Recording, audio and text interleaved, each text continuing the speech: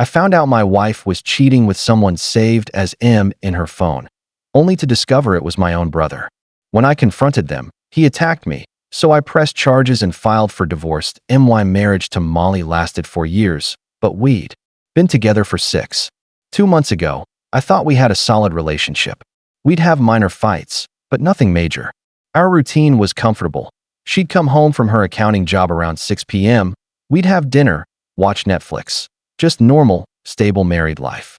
I liked it, and I thought she did too. Then things shifted. At first, I blamed my own paranoia. I overthink everything, and Molly used to lovingly tease me about it. But now, when I mentioned something felt off, she'd roll her eyes and call me dramatic. That stung, as she'd never dismissed my feelings before. The changes started subtly. She'd work late once a week, then more often. She'd return tired but also energized, as if mentally recharged. And she started taking her phone everywhere, even the bathroom, which was new. She used to leave it on the kitchen counter, not looking at it until morning. I first really noticed something was wrong when she came home at almost 9 p.m. on a Tuesday. Unusual, as Tuesdays were typically slow for her firm. She claimed they were swamped with a big client. But her firm was small, only about 6 people, and I'd met her coworkers. None seemed the type to stay late unless absolutely forced, especially not on a Tuesday. When I asked which client, she had a fleeting look like she'd been caught, then named a manufacturing company she'd never mentioned. When I pressed for details, she vaguely said equipment and immediately changed the subject, asking about my day. That's when the little voice in my head grew louder. Something isn't right. I tried to ignore it, not wanting to be the distrustful husband. But the late nights became more frequent. She'd take calls in other rooms, whispering, and quickly hang up when I entered. The phone secrecy bothered me most. We'd always been open. If one of our phones rang and was closer, the other would answer. Now, she guarded hers like it held nuclear launch codes. She even took it into the shower and slept with it under her pillow, not on the nightstand as she had for years. Then there was the way she looked at me, or rather, didn't look at me. She'd stare off during dinner, claiming to be thinking about work stuff or nothing important. But her eyes seemed different, as if seeing something I couldn't. When she did focus on me, it was like she was trying to remember who I was. Sex stopped too. She'd always had the higher drive, but now she was too tired or stressed about work. I understood work stress, but it had been weeks. When I tried to discuss it, she acted like I was unreasonable for bringing it up. I started observing her schedule more closely. The late nights weren't random. They were every Tuesday and Thursday, like clockwork, plus other scattered days. She also started leaving earlier, claiming to get a jump on the day, but her office didn't open until 9 a.m., and she was leaving by 7:30. That's when I drove by her office one Thursday around 7 p.m. The parking lot was empty except for the security guard's car. No lights on. Either she was lying, or it was a vampire accounting firm. I sat there for 20 minutes, stomach churning. I knew she was lying, but I didn't know what she was doing. Part of me wanted to pretend I hadn't seen it, but I couldn't. I know what I knew. When she came home that night, around 9:30, I asked about work. Busy as usual, really draining, she said. I just nodded, my heart pounding, watching her lie without blinking. I realized I didn't know this person who could so easily lie to someone she claimed to love. I began scrutinizing her stories. She'd mention lunch with her coworker Jenny, and later, her details wouldn't add up. She'd say Italian, then mention sushi. Or Jenny was happily married, but now she was getting divorced. The breaking point was the burner phone. I'm still not sure if she wanted me to find it, or if she just got careless. It was a Tuesday night, another late return, that tired but energized look. She went straight to the shower, leaving her purse and regular phone on the kitchen counter. Something compelled me to look in her purse, something I'd never done before. There it was, a cheap little phone in a side pocket. My hands shook as I opened it. Dozens of text messages. The contact was just M. As I scrolled, my world collapsed. The messages were explicitly sexual, talking about meeting up, amazing nights, wishing for more time, sneaking around, being careful. And what really sickened me, some messages referenced our house. M loved the view from our bedroom window, found our couch comfortable. This person had been in my house, in my bed, probably while I was at work. Molly brought them there, and they laughed about it.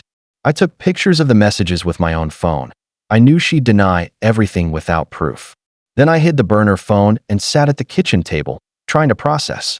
I could still hear her singing in the shower. I wanted to throw up. She came downstairs in her robe, hair wrapped in a towel, kissed my head like nothing was wrong, and asked if I wanted to watch a movie. I just looked at her and said, "We need to talk." Her body stiffened. She knew. I told her I found the phone. I knew she was cheating, and I wanted to know who M was and how long this had been happening. Instead of denying, crying, or apologizing, she got a cold look, said it wasn't what I thought, and I was jumping to conclusions. I showed her the pictures. Her face went white. Then she got angry, yelling about me invading her privacy. I sat there, thinking, "Are you seriously mad at me for finding out you're cheating?" She kept saying I wouldn't understand. It wasn't that simple. There were things about our marriage I didn't see.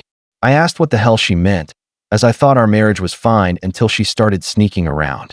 She called me naive, said she'd been unhappy for a long time but didn't know how to tell me. What really infuriated me was that she said all this as if it justified her actions, as if unhappiness gave her the right to cheat instead of talking to me, going to counseling, or just leaving. When I said that, she rolled her eyes and said I wouldn't have listened anyway. She never even tried. I asked again who M was. She said, it didn't matter, it was over. But I knew she was lying. Some messages were from that same day. I told her to call this person now and end it in front of me. That's when she lost it, screaming about how controlling I was, how she felt suffocated. I thought, if you're suffocating, why didn't you just leave? Why cheat and lie and bring someone into our home? Instead, I asked if she wanted a divorce. I wasn't staying married to a cheater and a liar. She said maybe that would be best. Then she grabbed the burner phone and went upstairs. I heard her talking to someone, couldn't make out the words. I sat, my marriage ending, thinking of lawyers, splitting things. I felt empty, then angry. She was upstairs, probably talking to her affair partner, while I dealt with the fallout. I still didn't know who this person was, and it was driving me crazy. I deserved to know who helped destroy my marriage. For weeks, I'd felt something about this situation was familiar, like I'd seen signs before but couldn't place them. Some messages mentioned things that made me think this person knew me or knew things about me, which was creepy and confusing. Molly came back downstairs an hour later, saying she'd stay at her sister's for a few days. I agreed I needed space. As she packed, I asked one more time who she was having an affair with. She said it didn't matter, I needed to let it go. I couldn't.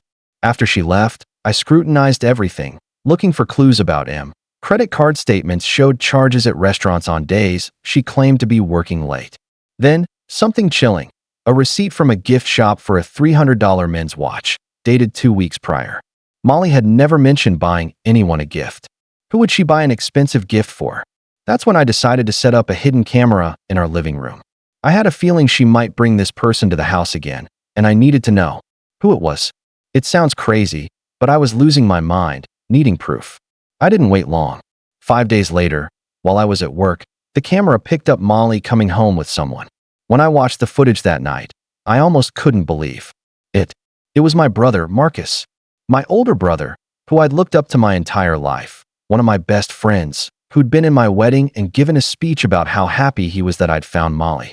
I had to watch the footage 3 times for it to sink in, them coming into my house, kissing in my living room, then going upstairs to my bedroom. My brother, who I talked to at least twice a week, who I trusted with everything, was sleeping with my wife. Suddenly, everything made sense. Why some text messages referenced me and my schedule. Why Molly seemed to know exactly when I'd be gone. Why this person felt comfortable in my house. Marcus knew all my routines, my late work nights, my gym schedule, everything about my life, because I told him everything. They'd probably been planning this for months, finding ways to be alone. The worst part was remembering how supportive Marcus had been when I started doubting Molly's behavior, telling me I was overthinking, that all marriages had rough patches. He'd been gaslighting me while sleeping with my wife, making me feel crazy for noticing what was actually happening. I spent the whole night sitting in my living room, staring at the spot where I'd watched them kiss. I kept thinking about how they'd looked at me during family dinners and holidays, knowing what they were doing behind my back, probably even laughing at how clueless I was. By morning, I decided to confront both of them. I called Molly, told her to come home to finish our conversation. I didn't mention Marcus. I wanted to see if she'd finally tell me the truth. I also texted Marcus, asking him to come over for an important talk. Molly arrived first, nervous, asking why I'd insisted she come back, if I'd been going through her things again.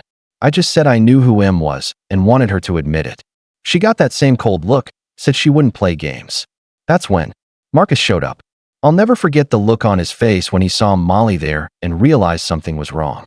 He tried to act normal, but I could see the panic in his eyes. I looked at both of them in my living room and said, I know you're sleeping together. I have proof, and I want both of you to confess or get out of my house right now. Molly started to speak, but Marcus cut her off, saying, we should all calm down and talk about this like adults. That's when I lost it. He was still trying to manipulate me, control the situation, make me feel unreasonable. I told him he was a piece of shit for sleeping with my wife and that I never wanted to see either of them again. Marcus looked slapped, then said I was being dramatic, that things weren't as simple. I replied, oh really? Please explain how sleeping with your brother's wife is complicated, because I'm apparently too stupid to understand. Molly jumped in, saying they hadn't meant for it to happen, that they tried to stop but couldn't control their feelings. I just laughed. It was the most ridiculous thing I'd ever heard, as if they were victims of their own emotions instead of two adults making choices. I told them both to get out. Marcus said we needed to talk as a family. I said, we're not family anymore. You made sure of that when you decided to fuck my wife. Then he got aggressive, stepping closer, telling me to watch my mouth and show some respect. Respect? After what he'd done, I told him to get away from me before I did something we'd both regret. But instead of leaving, he got right in my face and said I was always a drama queen, and maybe if I'd been a better husband, Molly wouldn't have needed to look elsewhere. That's when he pushed me. I stumbled backward into the coffee table. I pushed him back. Molly yelled at us to stop. Marcus claimed I started it. I yelled, get the fuck out of my house. Marcus grabbed my shirt and shoved me against the wall. I smelled his cologne, saw the watch Molly bought him on his wrist. Something snapped. I fought back, throwing punches, trying to get him off me. He was bigger, but I was angrier than ever. We ended up on the floor, him on top, hitting my face and ribs, Molly screaming. I kept thinking, this is my brother, who I loved and trusted, beating me up in my own living room while my wife watches. He kept hitting me, saying things like, this is what you get for being such an asshole. You brought this on yourself. I managed to get away and ran to the kitchen, grabbing a knife, not to stab him, but to make him back off. When he saw the knife, he finally stopped advancing. Then he started calling me crazy and dangerous, threatening to call the police. I stood there, bleeding, holding a knife in my own kitchen, while my cheating wife and brother acted like I was the problem. I realized how completely fucked up this whole situation had become. I put the knife down and told them both to get out and never come back. I was filing for divorce and never wanted to see either of them again. Marcus said I was making a huge mistake. That family was more important. I said, you should have thought about that before you decided to destroy mine. They finally left, but not before Molly said she'd be back for her things and that I'd better not do anything stupid. After they were gone, I just sat on my kitchen floor and cried. My marriage was over, my relationship with my brother was over, and my whole life felt like a lie. I remembered the camera had recorded everything, including Marcus assaulting me. Right then, I decided to press charges. I know everyone thinks I should have just let it go, tried to work things out as a family. But I can't get past my own brother beating me up while defending his affair with my wife. When I told my parents, they called me vindictive, said I should think about forgiveness and moving forward as a family. But I don't want to forgive them, and I don't want to move forward like nothing happened. Something did happen, and it changed everything. I called the police, showed them the video of Marcus attacking me, and filed charges for assault. I also filed for divorce and asked for everything I could get. I told Molly she could have her stuff, but I wanted her out of my life completely. Now, everyone in my family is furious about me pressing charges, saying I'm tearing the family apart over something that can be resolved. My mom calls daily, crying, begging me to drop the charges and go to family therapy. But I don't want to sit in a room and talk about my feelings with the people who betrayed me. Marcus calls too, leaving messages, apologizing, wanting to make things right. But how do you make something like this right? How do you come back from sleeping with your brother's wife and then beating him up when he finds out? Molly keeps texting, trying to explain her side, saying she never meant to hurt me, that she loves me but loves Marcus too, and can't help how she feels. Every time I read those texts, I get angry all over again. She's still not taking responsibility. She's still acting like this just happened to her, instead of something she chose. The court date is next month. My lawyer says we have a strong case because of the video, but my whole family is pressuring me to drop it and just move on. I keep wondering if I'm being an asshole for not letting this go, for not trying to preserve what's left of my family. Honestly, I don't know anymore, because everyone I trust is telling me I'm wrong. But something inside me says what they did was unforgivable, and I deserve better than being expected to just get over it. Maybe I'm too close to see clearly. So, I'm hoping strangers can give me perspective. Am I handling this right? Or am I just a vindictive asshole who can't let things go? Update 1. I didn't expect my post to blow up like this, but thank you to everyone who commented, especially those who told me I'm not crazy for feeling like my world was turned upside down. Reading your responses has helped me realize that I'm not overreacting, and that what happened was seriously fucked up, even if my family won't admit it. Many asked for updates, so here's what's happened. First, the family harassment has worsened. My mom calls daily, crying, begging me to drop the charges, saying Marcus has learned his lesson and I'm destroying our family over something that can be fixed with time and forgiveness. My dad, who I thought might understand, told me yesterday, I'm being stubborn and prideful, and that real men don't call the police on their brothers over family disputes. He said I should have just beaten Marcus up and called it even. Like this is some old West movie where we settle things with fists instead of expecting people not to cheat with our wives and then assault us. My sister has been the worst, calling me selfish and saying I'm prioritizing my hurt feelings over the family's well-being. She says Molly and Marcus are both sorry and willing to do whatever it takes, and I'm unreasonable for not even listening. But here's what truly gets to me. None of them seem to grasp that this isn't just about hurt feelings or family drama.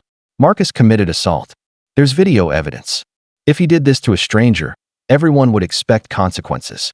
But because he's my brother and it was family, suddenly I'm supposed to just let it slide. The other issue is that people keep acting like Molly and Marcus just made a mistake, like they accidentally fell into bed. But this went on for months, probably longer. They were planning, scheming, and lying to my face the whole time. That's not a mistake. That's a pattern of deliberate choices to hurt me and betray my trust. I've been staying at a hotel since the confrontation. I couldn't handle being in that house anymore. Molly has been going there to get her things while I'm at work. My neighbor texted me yesterday that he saw Marcus helping Molly move boxes. It just sickened me to know they're still together, probably talking about what an asshole I am for not just accepting their relationship. The divorce is moving forward.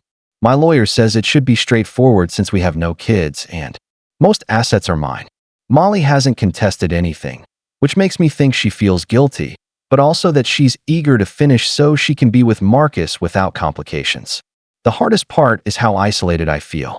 The people who should be supporting me during the worst time of my life are pressuring me to forgive those who hurt me. I keep second-guessing myself, wondering if I'm too stubborn, if I should drop the charges and move on. But then I watch that video again and see Marcus hitting me in my own living room while Molly just stands there. I remember how scared and helpless I felt. I know I can't just pretend that didn't happen. He could have killed me if he'd hit me the wrong way, and he didn't stop until I got the knife, meaning he would have kept going if I hadn't defended myself. Some comments asked about the burner phone. I turned it over to my lawyer as evidence for the divorce. My lawyer said some messages could be evidence of alienation of affection, which might help my case. But honestly, I don't even want to read them. They just hurt more. I also found out Marcus has been telling people his side, claiming I attacked him first and he was defending himself. But the video clearly shows him pushing me first, then getting on top of me and hitting me repeatedly. So I don't know how he thinks that will work in court. What's really messing with my head is how normal they both acted around me while this was happening. Marcus came to my birthday dinner 2 months ago, gave me a card talking about how glad he was to have me as a brother, all while he was sleeping with my wife. Molly planned our anniversary dinner, acted all romantic, then met Marcus the next day. My cousin called and said he'd heard about everything, and that he'd always thought something was weird between Molly and Marcus, but didn't want to say anything. I'm like, thanks for looking out, bro, really appreciate you keeping your suspicions to yourself while I was being humiliated. The court date is in 3 weeks. My lawyer says we're prepared, but I'm nervous about seeing Marcus again and reliving everything in front of a judge. Part of me just wants it over, but another part wants him to face real consequences, not just a slap on the wrist. I've been going to therapy, and my therapist says what I'm experiencing is normal given the level of betrayal. She said it's common for families to pressure victims to forgive and move on because it's easier for them than dealing with the reality, but that doesn't mean I have to comply. She also said the fact that Marcus escalated to physical violence shows this isn't just about an affair. It's about someone willing to hurt me to protect his secret. When I put it that way, it makes me more confident I'm doing the right thing. By pressing charges. I know this update is all over the place, but my head is still spinning. I just wanted to let everyone know I'm hanging in there and not backing down, even if it feels like the whole world is against me. The support from strangers here has meant more than you know because it's helped me realize I'm not crazy and I deserve better than what my family is trying to make me accept. Thank you, and I'll update again after the court date. Update 2. The court hearing happened yesterday, and I'm still processing everything. I wanted to update you all since so many have been following this fucked up show and offering support. Spoiler, it didn't go the way anyone in my family expected, and now they're even angrier at me. First, Marcus showed up with a lawyer. I wasn't expecting it. He'd been acting like this was no big deal and I'd dropped the charges. But apparently, when he realized I was serious, he got professional help, which probably means he finally watched the video his lawyer requested and saw how bad it looked. His lawyer tried to argue it was a family dispute that got out of hand, and that Marcus was defending himself after I pushed him first. But the video pretty clearly shows him escalating things and being the aggressor for most of the fight. You can literally see him on top of me, hitting me repeatedly while I'm trying to get away, and the audio picks up him saying things like, "This is what you get," which doesn't sound like self-defense. The prosecutor was excellent. She walked through the video step by step, pointing out every moment Marcus could have de-escalated or left, but chose to continue the violence. She also noted he's significantly bigger than me, and my injuries were consistent with being beaten by a larger person, not a mutual fight. Marcus's lawyer also tried to bring up the affair, like it justified what happened, arguing I was emotionally unstable and Marcus was trying to calm me down when things got physical. But the judge shut that down quickly, saying adultery isn't a crime, but assault is, and my emotional state didn't give Marcus the right to lay hands on me. The worst part was Marcus on the stand. He basically threw Molly under the bus to save himself. He claimed she pursued him. He tried to resist, but she kept pushing. He felt terrible about betraying me, but didn't know how to handle it. Then he had the nerve to say he'd come to my house that day to confess everything and end the affair, but I confronted them before he could explain, and I was unreasonable and threatening. That's complete bullshit, because I have text messages from Molly's burner phone showing they were planning to meet up that same week. Clearly, ending the affair wasn't high on their priority list. But what really got to me was when he started crying on the stand, talking about how sorry he was, how he never meant for things to go so far. For a moment, I felt bad for him. This is my brother, and I'd never seen him cry. But then I remembered him on top of me, hitting me in my own house, and I got angry all over again. The judge found him guilty of simple assault and sentenced him to 6 months probation, anger management classes, and a restraining order preventing him from coming within 500 feet of me or my property. He also has to pay a fine and court costs, and it will be on his record as a misdemeanor conviction. My family is absolutely furious about the restraining order because it means Marcus can't come to family gatherings if I'm there. My mom started crying in the courthouse, saying I was splitting up the family and making it impossible for us to be together for holidays and birthdays. But honestly, I don't want to be around Marcus right now anyway. And I don't understand why they think I should just get over being assaulted so that family dinners can go back to normal. Like, sorry, Mom, but I don't really feel like passing the mashed potatoes to the guy who beat me. The divorce is almost finalized too. Molly didn't contest anything, which made the process quick. She's moving in with Marcus, which I guess makes sense since they're apparently in love and can't help their feelings or whatever bullshit excuse they're using this week. She tried to talk to me outside the courthouse, saying she knew I probably hated her, but hoped someday I could understand she never meant to hurt me. I just looked at her and said, You spent months lying to my face and bringing my brother into our bed. How exactly did you think that was going to end?" She started crying then. Said she knew she'd handled things badly, but she really did love Marcus and they were trying to build a life together. And I'm thinking, great. I'm so happy for you. Thanks for destroying my life so you could find your happiness with my brother. The thing that kills me is that everyone keeps talking about Marcus and Molly like it's some tragic love story, like they're Romeo and Juliet, instead of two people who chose to sneak around, lie, and cheat instead of handling their feelings like adults. And when I point out they could have just told me they had feelings for each other before anything happened, everyone acts like I'm being naive about how love works. But I've been in love before. I fell in love with Molly, and I didn't handle it by lying, cheating, and betraying someone else's trust. I broke up with my previous girlfriend, then pursued Molly honestly, like a decent human being, because that's what you do when you have feelings for someone who isn't available. My dad called me last night and said I need to think about what's best for the family as a whole, not just my own hurt feelings, and that holding grudges will only make everyone miserable. I said, "Dad, I'm not holding a grudge. I'm holding people accountable for their actions, and there's a difference, even if you don't want to see it." He said Marcus has learned his lesson and the family needs to heal. But how is the family supposed to heal when nobody wants to acknowledge what actually happened? They all keep talking about forgiveness and moving forward, but nobody has apologized for the right things or shown they understand why what they did was so fucked up. I've been thinking a lot about what my therapist said about boundaries and self-respect. I realized that if I just let this go and pretend everything is fine, I'm basically telling everyone they can treat me however they want as long as they cry about it afterward. And I can't live like that, always wondering who's lying to me or what secrets people are keeping. The hardest part is that I really did love Marcus.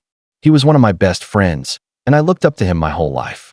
Losing that relationship hurts almost as much as losing my marriage. But I can't separate the person I thought he was from the person capable of doing what he did.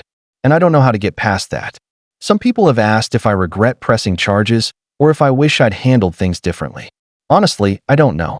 Part of me wishes none of this had ever happened and we could go back to how things were before. But another part knows that how things were before was built on lies anyway. At least now I know the truth about who these people really are, and I can make decisions based on reality instead of the fantasy I was living in where my wife loved me and my brother had my back. It sucks that the truth is so ugly, but I'd rather know than spend the rest of my life being played for a fool. I'm planning to move to a different city next month for a fresh start, somewhere none of them know where I am, where I can build a life not haunted by all this bullshit. I also got a job offer that pays better than what I'm